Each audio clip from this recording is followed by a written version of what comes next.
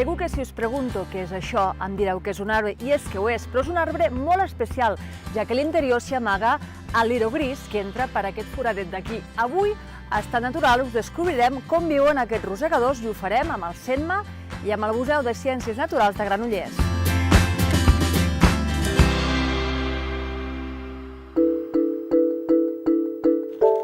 Decidits a trobar el liró gris, ens endinsem al bosc del Serrat. Avui toca fer comptatge. El seguiment es fa a través de 42 caixes niu, distribuïdes en 7 zones diferents que es revisen un cop l'any, coincidint amb l'època de cria a la tardor.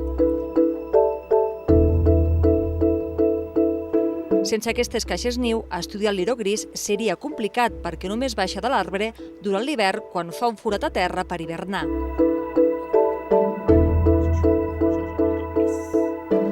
El liró gris és una de les poques espècies hivernants de rosegadors que es troben a Andorra i a la península Ibèrica. Per tant, les estudiem amb les caixes niu, que serveixen de refugi perquè no permeten l'entrada dels seus depredadors naturals.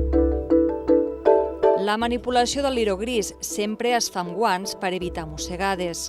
Amb cura es treuen les cries de la bossa i se'ls hi col·loca una arracada numerada que ens servirà per fer-ne el seguiment. Aquest animal fa una funció molt important en determinats ecosistemes forestals. Dissemina llavors, contribueix a la regeneració dels boscos i també serveix d'aliment a d'altres espècies. Per aquest motiu, l'estudi és important per poder determinar com evoluciona l'espècie al país on, de moment, es considera protegida però no amenaçada.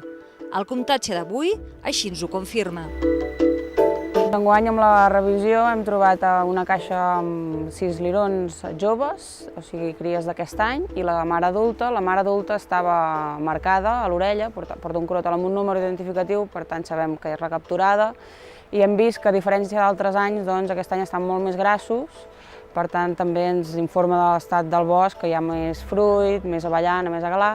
La mare aquest any ha criat, però l'any passat la teníem marcada i no va criar, i enguany està més grassa també, pràcticament uns 50 grams, que amb aquesta espècie es nota força.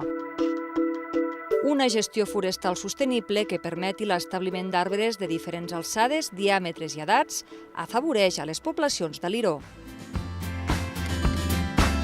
Un cop acabat l'estudi, tornem la mare i les cries a l'interior de les caixes niu. Segur que heu disfrutat d'aquest programa perquè no tindreu ocasió de tornar a veure el liró gris tan de prop. A partir d'ara, quan passegeu pels boscos, ja sabreu que no esteu sols.